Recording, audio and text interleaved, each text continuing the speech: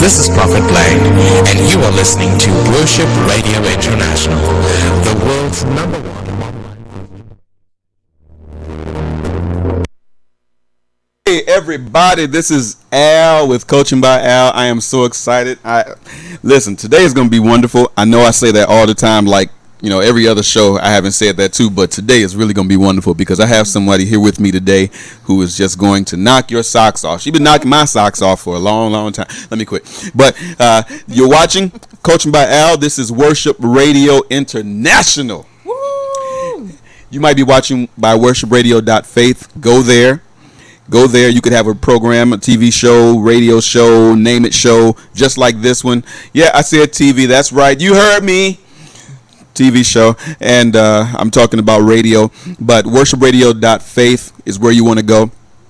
I thank you for everyone who tunes in weekly and watches. There's so much to be said, and there's so many ways to convey information nowadays, but I think it's very important that when we come together in such a capacity where you can listen to me, I can speak with you, that we do the best we can to provide you with information that's going to be helpful.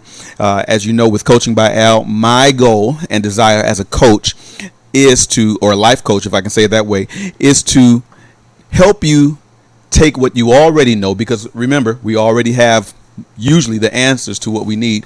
It's just a matter of actually following through with it. It's a matter of implementing what we know. That's my goal as a coach, to take what you already know, see if there's anything that can be tweaked and improved upon, and then help you get moving forward in a better direction, more efficient, more. Let me stop, because if I get too far going, then I'll have. Let me tell you who I have today.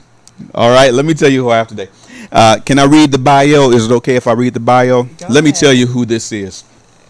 This woman right here, who you see in front of you, is, in my opinion, one of the most brilliant individuals when it comes to organization, administration, you name it. He said more. Give you some more. There's so many things that she's wonderful at. Let me tell you who she is to me. To me, she helps me with everything I need as far as organizing my time, organizing my day, organizing my business, organizing ministry, organizing family, organizing marriage, organizing being a father. Okay, if y'all haven't caught it yet, this is my wife. This is my wife. Okay, I don't want nobody thinking like, wait, hold on a minute now. What is Al doing? He got all, got a woman that's doing all this kind of stuff. Where is wife at? This is my wife. This is my wife. This is Lady Tarsha Michelle Wilson. Is it okay if I say Michelle? Yes. The middle name? Yes. This is my wife. Welcome to the show. Oh, thank you. I'm so happy right now. So thank you for coming on and being with me today. I had no choice. No. This is true. This is true. You really didn't. I'm actually happy to be here and excited to be here. I'm glad you are. Yeah. So we're going to talk about something today that I think is really going to help everybody. As I mentioned, with getting people to that next level. Rick, what's up, baby? I see you, man. Yeah. We have something that we got to discuss. Okay. This is important. I think it affects a lot of people. Okay. What we're going to talk about today is work-life balance. Yes. Work-life balance. If you feel like, yeah, this is an important subject, this is something we need to talk about, this is something I need in my life. If that's you, then I just want you to hit in the comment section, say, yeah, that's me, or give me a thumbs up or a like or something like that. Get somebody else onto this program today, because we're going to share some very interesting tips that I think is really going to help you. So, first of all, before we get into all of that, give me a background on how you got into being such an incredible organizer, administrator. Give us a little bit of your background. God. No, my background is military, actually. I am a 12-year veteran military. Hold on. Thank you for your service. Thank you. Come on, everybody. Army strong in the house. So when I started in the military, I was in the admin. They call it S1, but it's basically admin, and I handled a lot of different aspects for financial recognition programs, promotion programs. But I got all of that training prior to just in the military, basically. I before the military, I did not type. I was not organized at all, and that's about it. So I have to credit the military, and what I found is that I love doing it. It's something that channels my energy. It's a talent that I was blessed by God with, and I'm listening. I'm just responding to some people online. For years, I didn't realize how much I love doing it and love assisting people admin wise, helping them organize their day, their work, their office, their home, their lives. I did not realize what I was doing until I think you, my wonderful husband, pointed it out to me. Well, stop it. Okay, I will. So that's what I do. I have over 25 years of admin experience, and that comes with all aspects of it. As I said, personal assistant, executive administrator, assistant executive administrator, office manager. I even go into the depths of helping people run errands, organizing their schedules, even doing a little bit of event planning and creative designing. So it's just a whole array of stuff. Wow. Yeah. See, okay, so y'all can see now why I keep telling people, and they don't want to believe me, when I say that she's the brains and I'm just the guy to pick things up and put things down. But you do She's it the so one well. that makes me look good. So if you feel like, hey, Al really got it together today, it's because of her. Okay, so I want to thank you for that. But that's an incredible background. That's a lot of dedication over a lot of years. And not to say that you old or anything. I didn't say that. But what I am saying is that you've garnered all of this experience, and the fact that you are able to use it now to be able to help somebody get on track with their life is wonderful. In fact, it's almost kind of like you, in the same fashion, coach people to get their goals accomplished by helping them manage their time. So tell us about some of the companies that you have. Matter of fact, tell us about your first company that you got going. My first company was actually birthed out of the love I have for helping people. It's called More Time Concierge. Concierge, when you go to hotels, 4-star, 5-star hotels, they have that one person or individuals that you go to get a lot of things done for you. Rather, it's running your errands as usual, or recommending places to eat if you're new in the area, picking up your dry cleaning, dropping off your dry cleaning, just things of that nature. So I wanted to be that for people. I wanted to be that assistance. I did not know how it was going to turn out, what I was going to do, but I just did what I love doing. So one of the things that I do is, as I said, admin work for people. Instead of me coming to your office, which people can save money, I can do work from home. I handle people's schedules, run errands for them, dropping off dry cleaning, picking up dry cleaning, taking back movies, things that you don't even think about that take a lot of your time. Absolutely. My motto for that business is giving you more time in your day. I like more time. Now you got to tell people where the more time came from. Well, Moore, Moore, is my maiden name, and I wanted to still pay tribute to where I got started from, basically. Yeah. So More Time Concierge, giving you more time in your day. Absolutely. Okay, so you have this wonderful business where you help people, and honestly, if we would be truthful, it's more than just running errands for people. Yes. People. I mean, you do a lot of administrative work, remote administrative work. People are always calling, hey, can you do this for my spreadsheet? Can you show me how to work Excel? Can you show me how to work Word PowerPoint presentation? All these different types of things. So you're helping people virtually with their businesses without even being in their office. Without being in their times. office. And the one thing that I love about it, and I tell all my clients, is that I am not only there to help you and assist you in doing these things, but I'm here to help you organize your schedule, organize your work, organize your home, so you can eventually do this for yourself in a more productive manner. Absolutely. Kind of working myself out of a job, but not working myself out of a job. Well, and that's a beautiful thing. I don't think I would hear a lot of people say that you're in the midst of what you're doing to help that person and to have that person be a client of yours, you're also showing them what they can do to then eventually not need your services anymore. How many people do we actually hear say that? Not if you're many. providing a business or a service, the whole goal would be to make sure that this person remains dependent on you. But you're saying, no, that's not what I want. I don't want to handicap anyone. I want to elevate them to where they better can. Preach, girl. I want to elevate them to where they can assist and help themselves. Yeah. You know, it's an easy thing for me to help you, but what am I doing for you really if I'm just doing things that take up your time? I need to help you learn how to do it better so you can do it. That's what I'm talking. See, y'all see why I love her, right? Now let's get into this thing. I see some people joining in. I saw that Sister Keita was on there for a little while, and also our cousin Anita and her husband, my cousin, and well, they're both my cousin, but you know, she's okay. Family. We'll just call it that.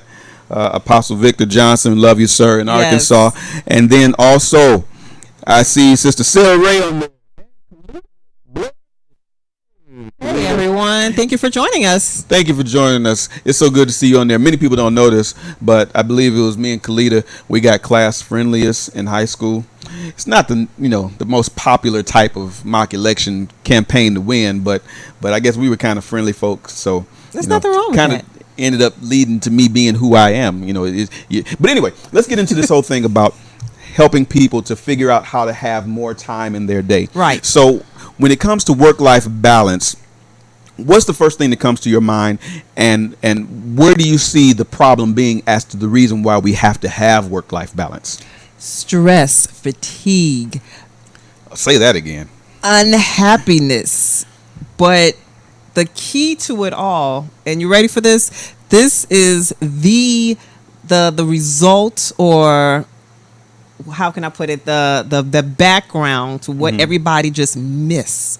They miss this key factor. You ready? I'm ready. I hope I'm ready. The key factor is there is only 24 hours in a day.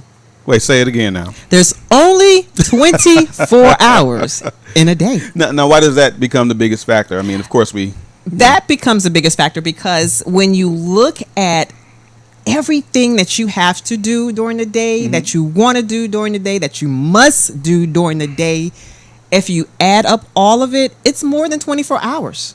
It will take you more than 24 hours to get all of that done.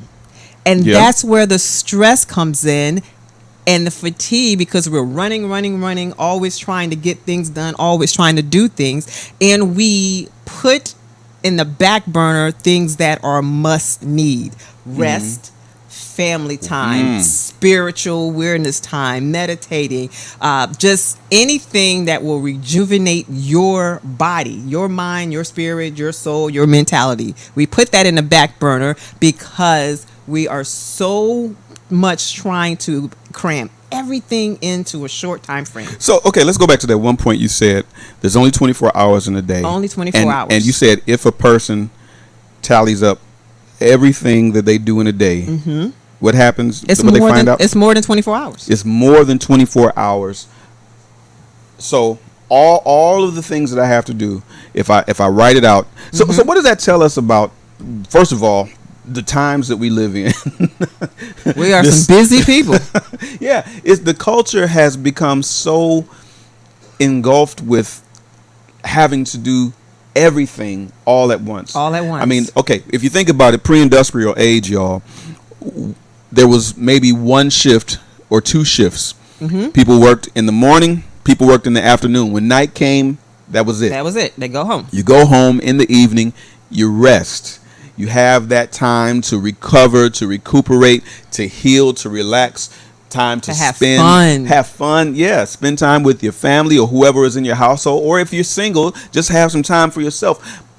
Now, this industrial age that we live in, actually, they're saying that we're on the fourth industrial. Well, we're approaching now the fourth industrial revolution. Mm-hmm. We have a 24-hour schedule. Right. The introduction of electric lights to our society alone meant that now We can do things we longer. do things all day, Yeah. all night.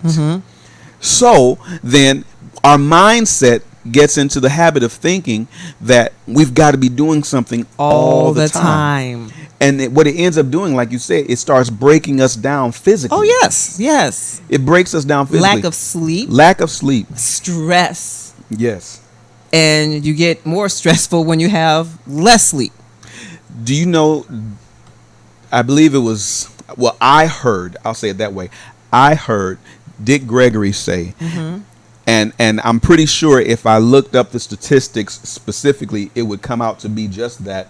He said the greatest killer, especially in United States, we'll call it United States, North America, the greatest killer is no longer heart disease. No. Not high blood pressure. No. It's none of these things that we consider to be the main thing. Yeah. Even cancer. The greatest killer is sleep deprivation. Yes. Because without regular rest, I don't want to get ahead of ourselves. Go ahead. But without regular rest, I'll stop there. We have a tendency to make horrible choices. Yes. We don't allow ourselves to have time to think things through. And we so become we end complacent. Yeah, all of these things. Responses, Matter of fact, going out because we don't rest well, we don't eat right, right? Because we're always moving.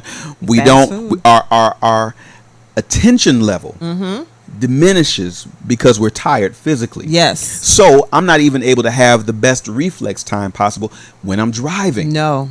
Right. So now, instead of me being able to look around and see everything, I'm making a decision and I haven't really thought everything through. Right. And now here's accidents popping up. Right. So all of these things are happening because we have not learned to prioritize our lives regularly. And look at it this way. Typically now, the average workday is 8 to 15 hours for some people. So if you have 24 hours, you have 8 to 15 hours, and you can include that drive to work, that drive from work in that as well. So it may be higher. So when you have that 8 to 15 hour work schedule, when you get off, you have to do all your errands. You have to do your grocery shopping. You have to get the car washed. You have to pick up food or dinner if you don't cook. You have so many things to do. You have to drop off that dry cleaning, go to the laundromat. You got, just so many different things. Post office, whatever. You have so many things to do, but you still haven't gotten home to spend time with your family or to relax or just do whatever you need to do. So by the time you get home, that's probably an extra 2-3 hours already subtracted again. Yeah. And then you get home, if you're married, you have your family. If you're single, you get home, you probably have a pet or whatever, but you still have to divide your time between your family, your friends, yourself. Plus sleep. Yeah.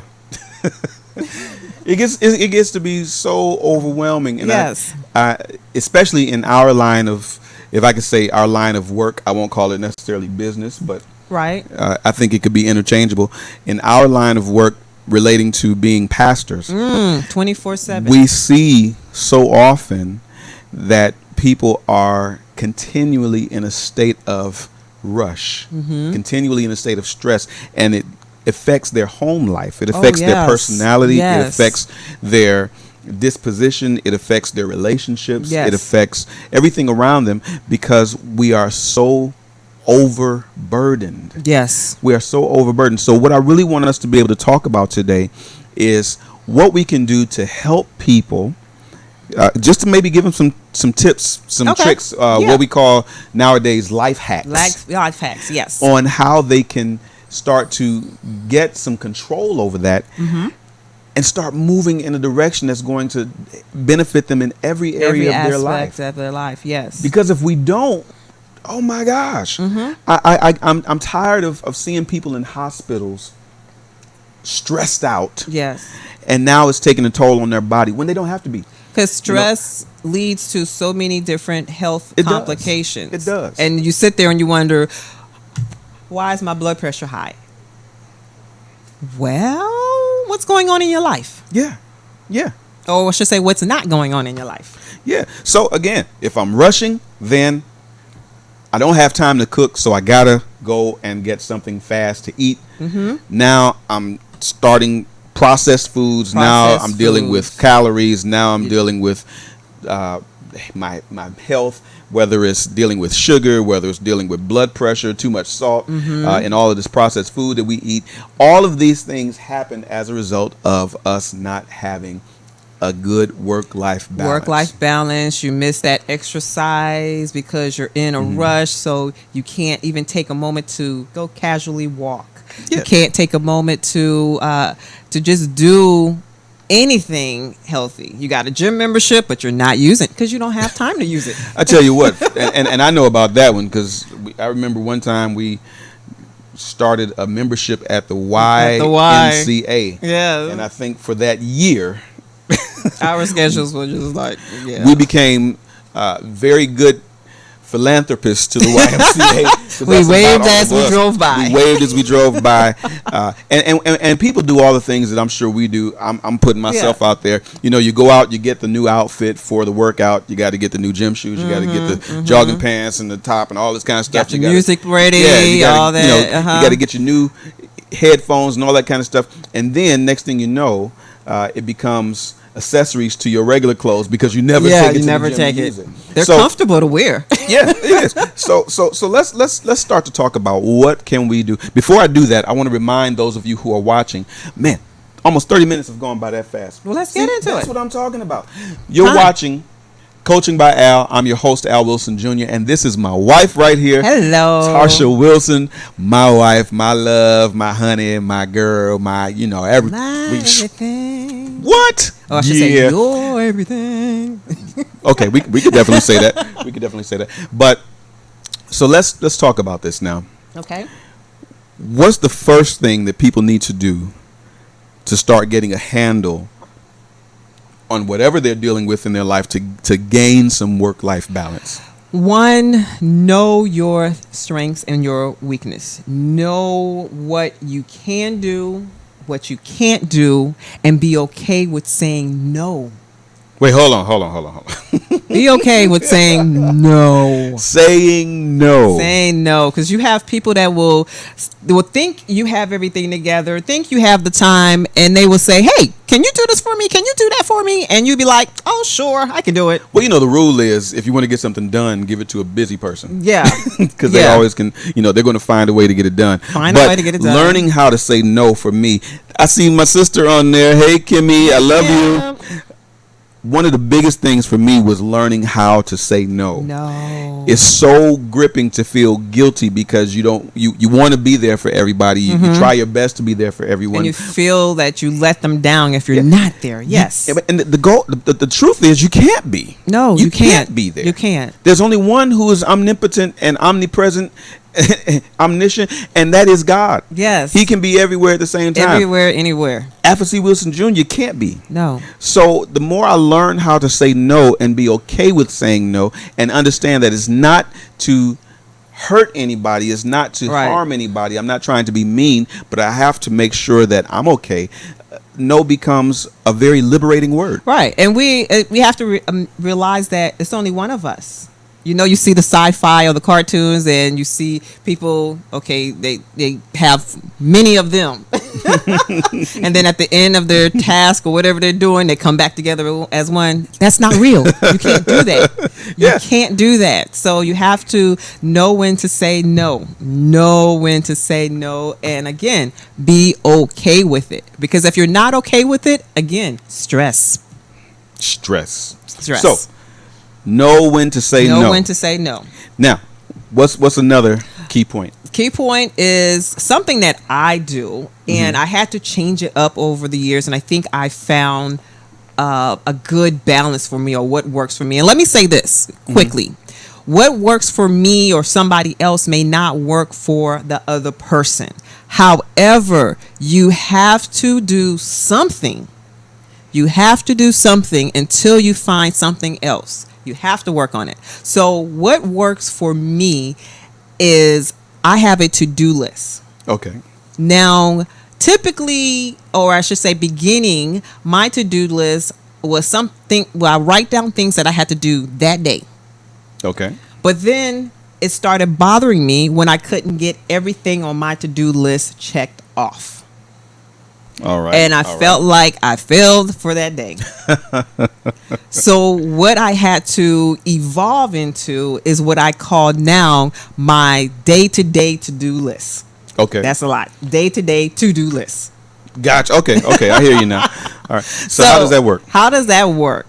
Everything I can think of, or I'm going throughout my day, I have a list, I have my planner. Everything that I can think of throughout my day, I write it down. All right. It can be the smallest thing, like unload the dishwasher, load the dishwasher, fold the laundry. Or it can be something huge. Cut the hedges outside, trim the trees, however you want to do it. Whatever. It can be buy light bulbs, whatever. Write it down. It may not be something you can accomplish now, today, at this moment. You may not get to it until a week later, a month later, whatever. Okay. Write it down. And the key of writing it down is it's getting out of your head. You're visually seeing it. Absolutely. What I do on my to-do list, and I won't take that much time on it. See, I really want to preach right there, but I'm not going to do it. I want to preach. What I do is, throughout the day, as I said, I write things down. Every new day, I start another list. Okay. But in a one day span, 24-hour span, I may go over that list multiple times as reading it. What that does is that still puts it in your subconscious. So you may see something on your list subconsciously. You're doing something, for instance, unloading the dishwasher. Yesterday, I had to clean our garbage disposal. And I had it on the list of pour soapy hot water in the garbage disposal, run the garbage disposal. While I was unloading the dishwasher, I said, well, I'm here.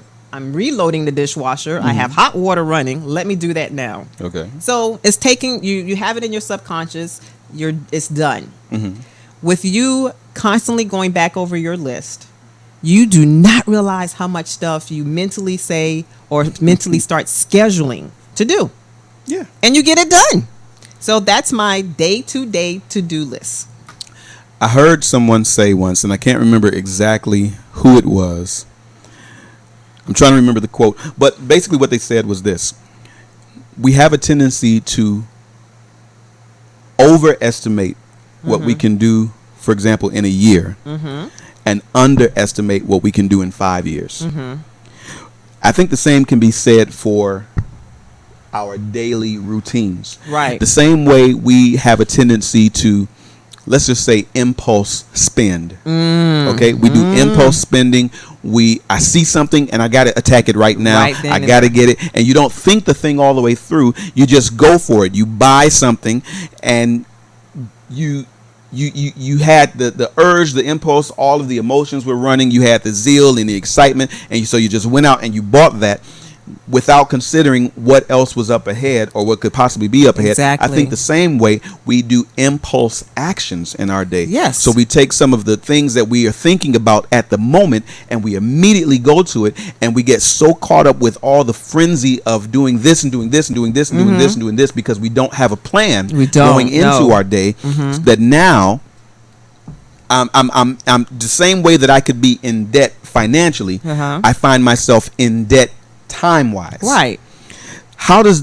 So we know we need to write down the different lists, or write down a list, as you mentioned, right, of what happens. How do you go about planning your day from that list? Planning my day. Do you do it? I mean, well, let me ask you this: do you do it in the morning? Do you do it at night? Is it just something you do all day? How does your getting your day started process work? Well, you brought that up, or you're asking it that way. So what you do is you know where your highs and your lows in your day. Are you a morning person, an evening person, night person? Okay. So you try to do as much as you can in what I call your peak hours. All right. Because if you're a morning person, but you have a lot to do and you procrastinate all day until it's time for you to go to bed and you're not a night person, things start slipping away. You don't do it. I'm a morning person. Okay. I am a morning person. So I can literally get up at 5 o'clock, 5:30, 6 a.m. and start working on things. So one of the things I pray my strength. One of the things that I do after I done, said my prayer and spent my time with my Lord, I look over my to-do list. Okay. I see what I can do in that time frame before my husband gets up or our daughter gets up, and I do it then. I prioritize it. I say, okay, I can do this, this, and this. It won't make too much noise, so it won't disturb them, wake them up early. And I mean, you have to do it like that. You have to prioritize. You have to schedule. Do not be afraid to actually schedule times to do things. One of the things it's called block scheduling. Block scheduling. Block scheduling. Write that down. That might be a tweetable moment. Let's hear how that works. Block scheduling, in my mind, and what I say to myself and I tell a lot of my clients, nothing should take more than 1 hour. Okay. If it does, then do what you can in that 1 hour. The key things you have to do. Everybody has a phone. Set your timer on that phone. Know what you're about to do. Set your timer on on your phone, and go at it. Go at it. I'm using myself, transparency being as an example. When I have my time to clean our house, I used to. It was chaotic. Okay. Not because the house was crazy, but my mind at that time was just all over the place. So I would start in one room cleaning. If I had to take something to another room, I would stop what I'm doing. I'll take it to the other room, and I will see, oh, well, I need to, straighten this up, do this. So I start in that room. Then I will find something that needs to go to another room, and then I'll go to that room and do the same thing, to the point that it will be more chaos while I'm doing this than I think we all have done that in some way, shape, or form. Yeah, it's crazy how it gets that way, because you got to shred, you got to dust, you got to do this, you got to do that, and it's more. So 2-3 hours later, you're like, what was I doing? So what I do, again, I do that block time. I start in the kitchen, maybe, for example. In the kitchen for an hour, and I would do everything from the dishes, cleaning the counter. We have a granite countertop, so I'm cleaning that down. Stainless steel appliances, so I'm cleaning that down. Sweeping, mopping, whatever. If I have to take something to another room, I'll put it in a pile. I won't go to that room. Now that's smart. I will put it in a pile to take to that room later. That's got to be worth at least about $5 right there. That's serious. That's serious information.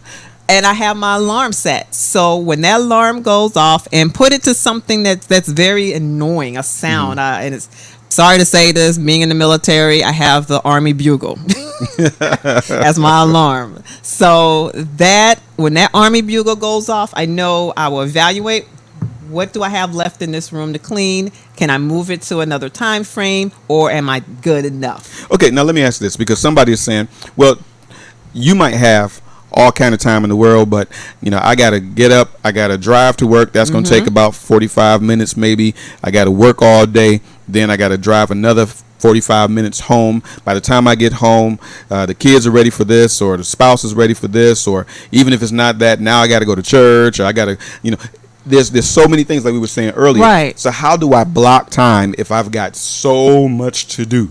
Purposefully schedule. Purposefully scheduling. Explain that. That in my what I call or I said was it's a determined mindset. Okay.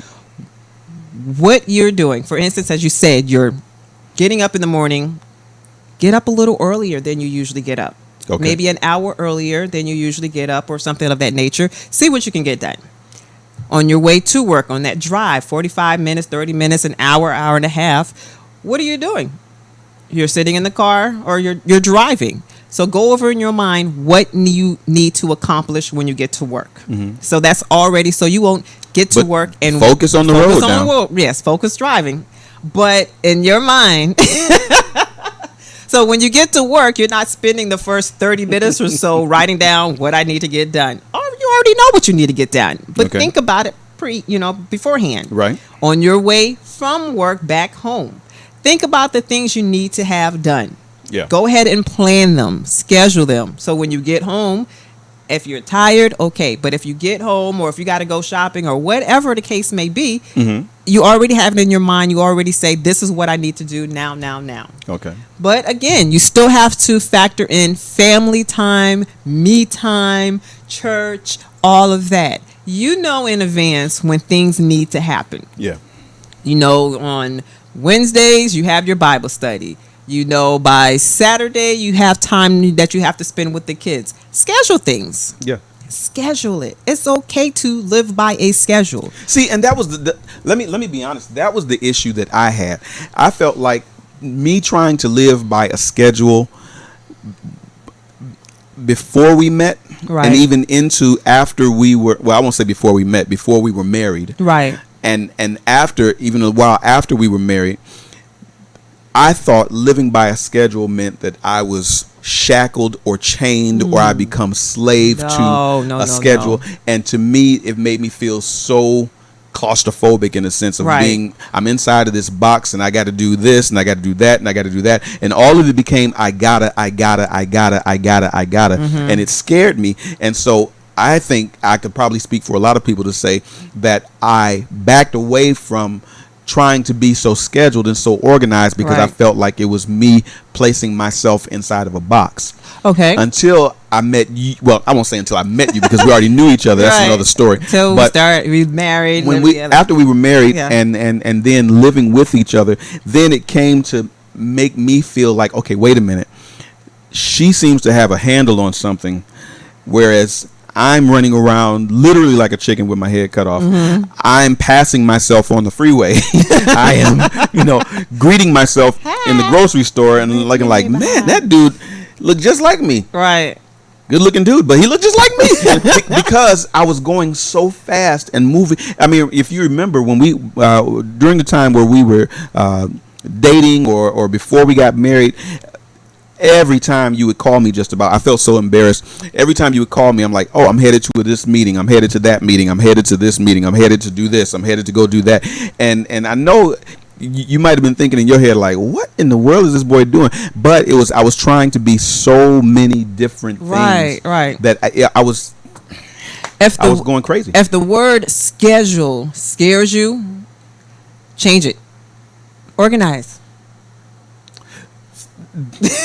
How many times have I said terminology? Yes, organize can change your life. Organize. Just how you define something or how you use a particular word for something, it can change your life. So if I don't like schedule, I can use organize. That lifts all the blocks off of my shoulders. Right. But and let me show you how organizing or scheduling or whatever term you want to say. Mm-hmm. Remember when I said that it shouldn't take you more than an hour to do something? Right. Okay. So if you're doing something, you schedule that hour. If you finish in 30 minutes, you can go on to the next item that you scheduled for an hour. You may finish that 10 minutes. Go on to the next item that you scheduled or put on the calendar to do. And you may finish that in 40 minutes. Either way, at the end of that list, you've gained time that you would have not gained if you're just randomly doing stuff. Now, how do I prioritize my to-do list after I've written down everything that I need to get done, and I already see that it's adding up to more than 24 hours in a day, or I've got so many things on my list that I don't know where to start. How do I prioritize that? Think of the time frame that you have to do something. Also think of, is it something I have to do, I want to do, or I must do? Want to, have to, must do. If you want to do something, we always find time to do things that we want to do. Absolutely, we do. But get the things that you have to do, like pay some bills. You got to pay your bills. You have to throw out something. Well, okay. In addition to that, before we even go fully there, what are some things that, and we only have a few minutes left. Okay. What are some things that eat up our time? Ooh. Because I think if we began to acknowledge and uncover some of those things that eat up our time, we'll probably find that we have a whole lot more time than we think we do. Well, the obvious thing. Say it. Social media, Facebook. Social media, woo. This little device right here. It can be a savior, but it can be a killer as well. I'm not going to say that this is evil, but we have allowed it to just about take over our lives. We've given our lives over to it. Right. Because everything now is so convenient and available to us. I can find out everything that's happening in a moment's notice. Think about the level of stress that has escalated on a scale as far as going back to heart disease, going back to heart attack, stroke, all of these types of things. Since we went from having to use an encyclopedia to find out about the world to now having Wikipedia, or having social media, we are constantly plugged in. Yes. So there's one way. Unplug. And there's several ways you can do that. Unplug. There's several ways you can do that. One, after the show. Okay. One of the things that you so silly.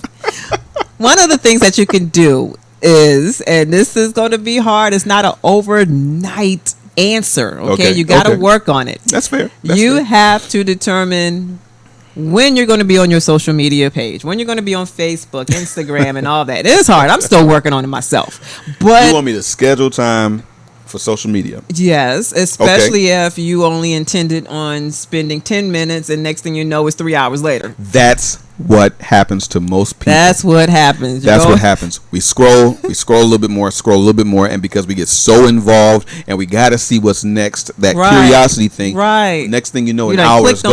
Clicked on something else, and then you look like, oh, I was supposed to left the house maybe about 20 minutes ago. Okay, so we know social media takes up our time. What's another thing that takes up our time? Just being lazy. Being lazy, okay. Resting and being lazy are two different things. See, let's get that out there. Resting. Okay, I need an organ in here, Prophet Blaines. And being lazy are two different things. If you know you got something to do and you ain't doing nothing, that's being lazy. If you're resting, if you are purposefully resting, if you are taking that time to restore, rejuvenate, to unwind, that's a difference. Yeah. That is a difference. Yeah. So just being lazy. Yeah. Television. Oh, television. Y'all know we get onto that binge watching. Me too. You get onto that binge watching, but I'm a good multitasker. I can sit there with my computer and watch and listen and all that. But yeah, television takes some time.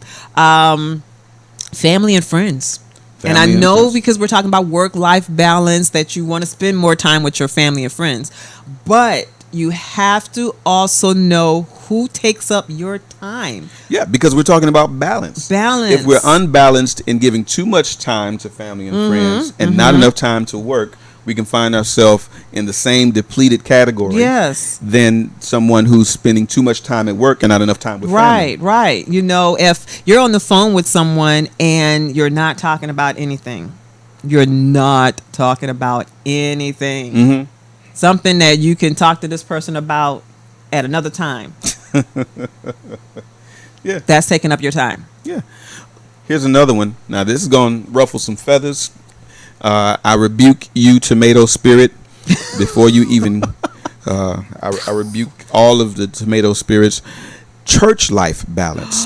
Since this is Worship Radio, let's talk about that. International, let's talk about church life balance for about 2 minutes. Yeah.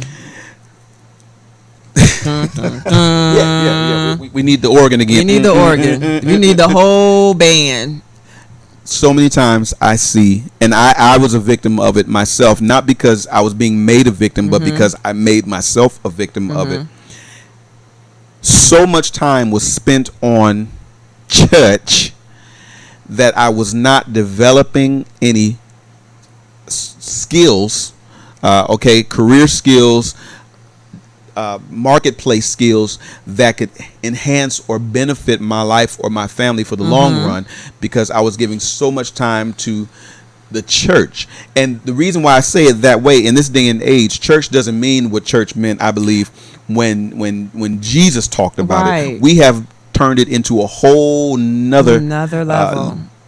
I don't want to call it a monster, but it's crazy. It's crazy. But what happens is we find ourselves hiding behind spiritual entertainment. Right. Sometimes that's all it is.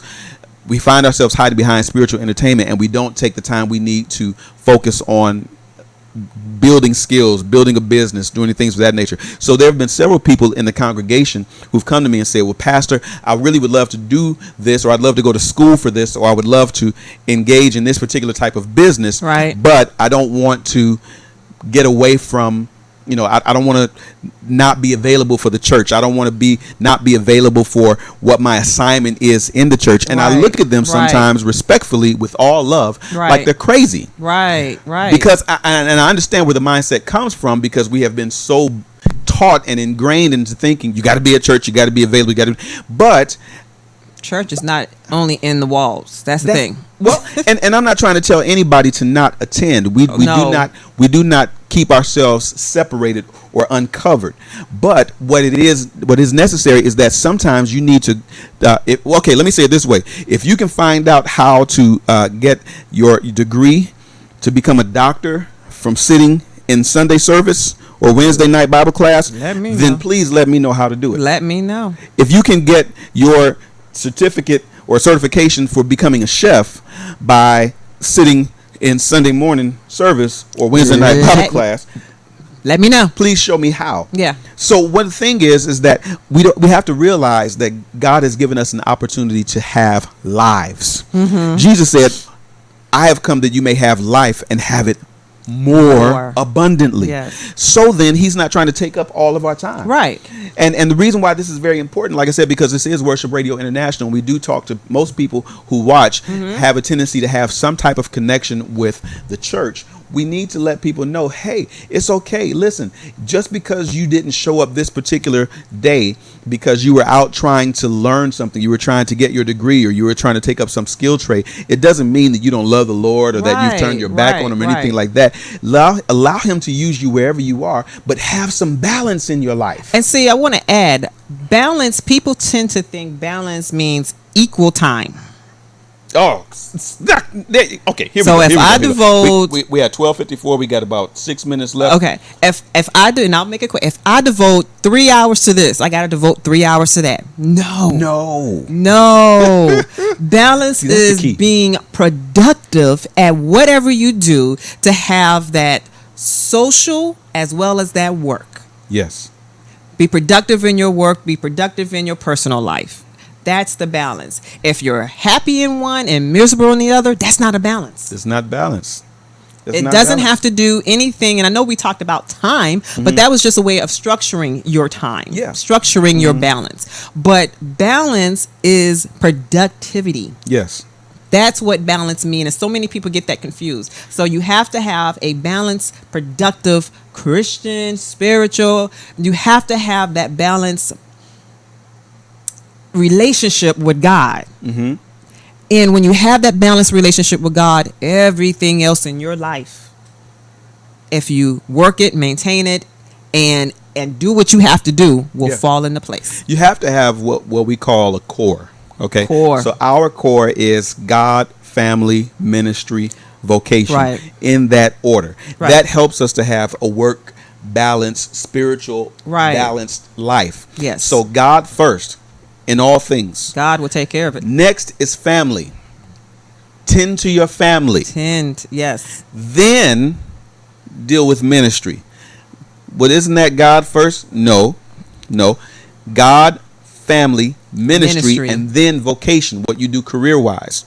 So if I have somebody who is giving their time to God, but then they're trying to put ministry before their family, I tell them, please, I can't use you in the ministry that we have here, because your first ministry is your family. Is your family.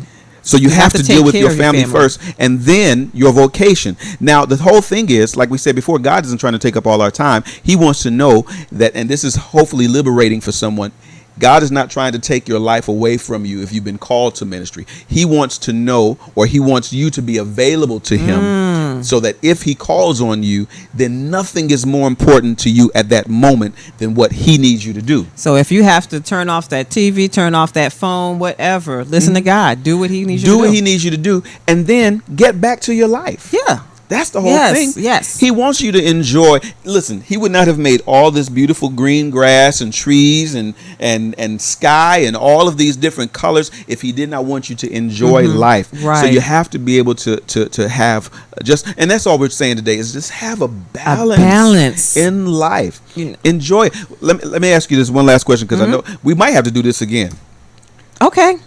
I actually Just thought, before we go. I was like, yes. Just before we go, because we only got 3 minutes. Right. Before we go, take a moment and show them what you have right here. I got to do this. Okay. She has several businesses, okay, and she works all of them very well. We work on them together. We both have businesses between us, and we work them.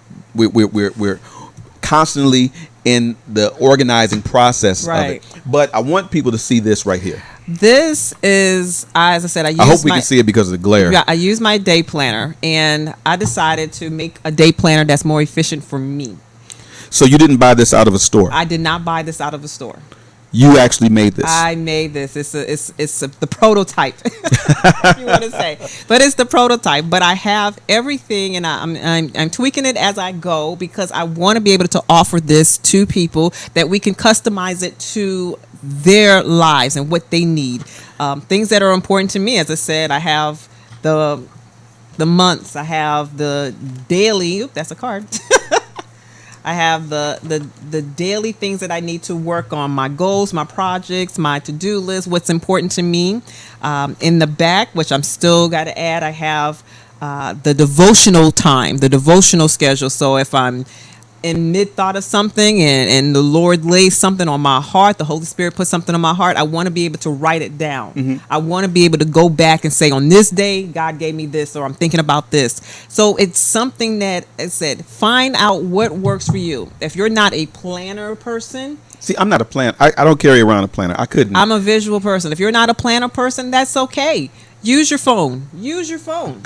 This, as crazy as it sounds, that works for me. I can grab my phone, I can turn it around and make a quick little video to remind myself of something, or I can make an audio note. I got alarms for everything. I got alarms for everything, but it helps me to remind me to not double book. It reminds me that, I do have something to do, because if you're trying to get something accomplished, there's many things that can take your time. Yes, it can. In a moment's notice. And we share a calendar as well. Yeah, we share a digital calendar, and we put things on our digital calendar, because even though we work together, but we're not always together. We're at different places. So if we have that, we can look at it and say, okay, Al is doing something on this day, so let me not schedule something because I possibly have to take care of our daughter, or I have to be there with him. So but whatever works for you. We got 20 seconds. 20 seconds. So listen, I think we're going to have to go into this another time, because there's still so much more that we did not get a chance to cover yet. Exactly. As far as having a work-life balance, it's absolutely mandatory that you do. And remember, we'll get to that next time. You have to come back. you're watching Worship Radio International on worshipradio.faith, or you've joined us on Facebook. If you did join us on Facebook, please be sure to like this program, share it, and go back and watch it again if you missed something. Share it with somebody. Make sure that they hear. Yeah, this is going to be part one of Work-Life Balance, so that we can get our brain right and think again. Thank you so much for being on the show with me today. Baby. I really enjoyed it. I enjoyed it Prophet Blaine. I'm right here. We out. I'm right here. So go ahead. I was going to say, so listen, this is Prophet Blaine, everybody. I just quickly want to add real quick that if you are able, I want you to bless the man and woman of God. I would like for you to sow into their ministry. I want you to sow into this program. The man of God is humble and he will never ask, but I certainly will ask for him. And they've done such a fantastic job. They do so much for the kingdom. And so for that reason, I would love for you to give into them and sow into them. $10, $20, $100, $1,000, $1 million, Father. As the Lord leads you, bless their ministry and bless their program. And I'm out. I thank you so much. I'm going to get better with it. I promise I am going to do better. But to do that, if you have Cash App, $ Coaching by Al, LLC, you can go there and you can support us right now, and we're going to have more ways for you to give very soon. But I really enjoyed today. I did too. I really did. Thank you for having me. I love you. You all have a wonderful day. We'll see you next week. Tell somebody, this is part 1. We're going to have a part 2 of Work-Life Balance. We love you. We love you. Mwah. This is Prophet Blaine, and you are listening to Worship Radio International, the world's #1 online Christian radio station.